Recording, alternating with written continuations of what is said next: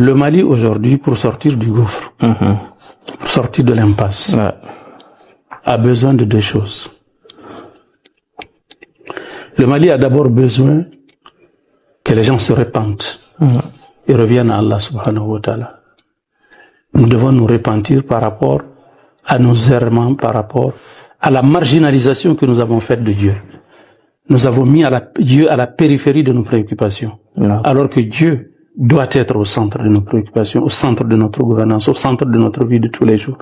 Dieu doit être notre référentiel dans tout ce que nous faisons. Ce n'est pas moi qui l'ai dit, nous avons dit que nous sommes musulmans. C'est l'islam qui nous le demande. C'est être musulman qui nous demande de mettre Dieu au centre de notre vie. En effet, Dieu a dit dans le Coran, « Qul inna salati wa nusuki wa mahyaya wa mamati lillahi rabbil alamin. La sharika lahu wa bidhalika umirtu ana awwalul muslimin. » Dieu a dit au prophète dans ce verset de proclamer, de dire aux humains, « Qul, dis aux prophètes, dis aux gens, inna salati, très certainement ma prière, wa nusuki, ma dévotion, wa mahyaya, ma vie, toute ma vie, wa mamati et ma mort appartiennent à Dieu, l'unique sans associé. » Et c'est sur cette base qu'il m'a ordonné d'être le premier des musulmans.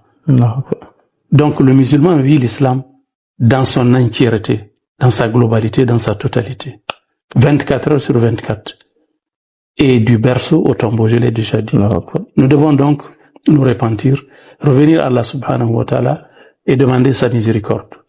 Deuxième chose, nous devons nous doter d'une gouvernance vertueuse qui craint Allah subhanahu wa ta'ala,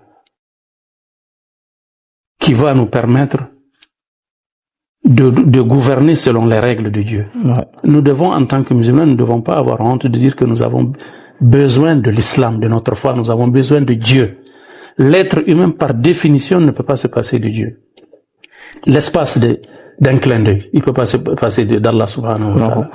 N'oublions pas que l'air que nous respirons nous est donné par Allah subhanahu wa ta'ala. L'air que nous respirons. Pendant la pandémie, il y avait une menace sur l'air. Tout le monde portait des masques. Parce que seulement il y avait une présomption, on pensait que l'air était pollué. Imaginez-vous si l'air était véritablement pollué. Qui allait vivre plus d'une minute ou plus de 5 minutes. Donc c'est Dieu qui nous donne cet oxygène que nous respirons pour vivre.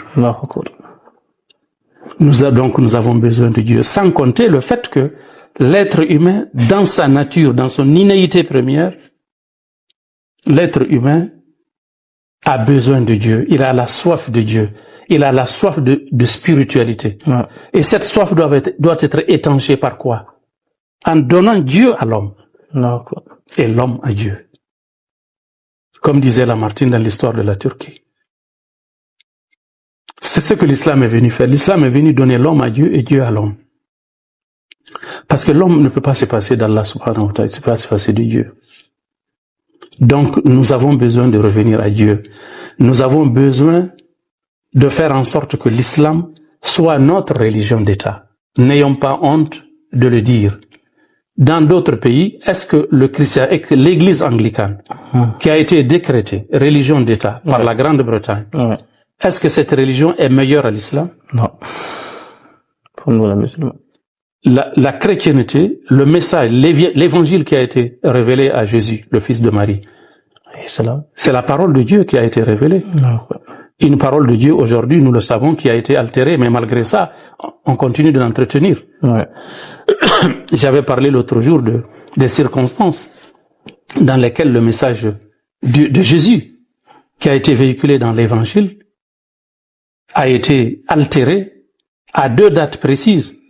Lors du concile de Nicée, de l'an 325, convoqué par l'empereur romain Constantin Ier, qui avait décrété, donc ce concile avait décrété que Jésus était Dieu. Jésus qui était prophète, on l'a décrété Dieu. Donc on a passé de l'unicité à la dualité. Au concile de Constantinople, qui a eu lieu en 381, il a été décidé que le Saint-Esprit, qui est l'ange Jibril, imaginez-vous un ange, a été décrété une autre divinité. Donc le Dieu qui était un a passé de l'unicité à la dualité, de la dualité à la trinité. Et aujourd'hui, les chrétiens ont tous les problèmes du monde à convaincre leurs propres adeptes que Dieu est 3 au lieu de 1. Ou bien que Dieu, il est Père, il est Fils, en même temps, il est Saint-Esprit. La même personne. Ils ont tous les problèmes. C'est eux qui sont mis dans ce problème-là avec ces deux conciles. Nous, en islam, nous avons le message révélé à Muhammad sallallahu alayhi wa sallam est aujourd'hui dans sa quintessence, dans sa version originale, authentique, révélée par Allah subhanahu wa ta'ala sur le cœur de Muhammad alayhi salatu wa salam. Ouais. Donc, nous avons une corde authentique de Dieu qui nous est tendue, où Dieu nous demande de prendre l'autre bout. L'islam, c'est un message authentique. C'est la dernière version de la parole de Dieu adressée aux humains. Donc, pourquoi avons-nous honte de déclarer l'islam, nous, au Mali, alors que nous sommes plus de 95% de musulmans, de décréter l'islam comme notre religion d'État?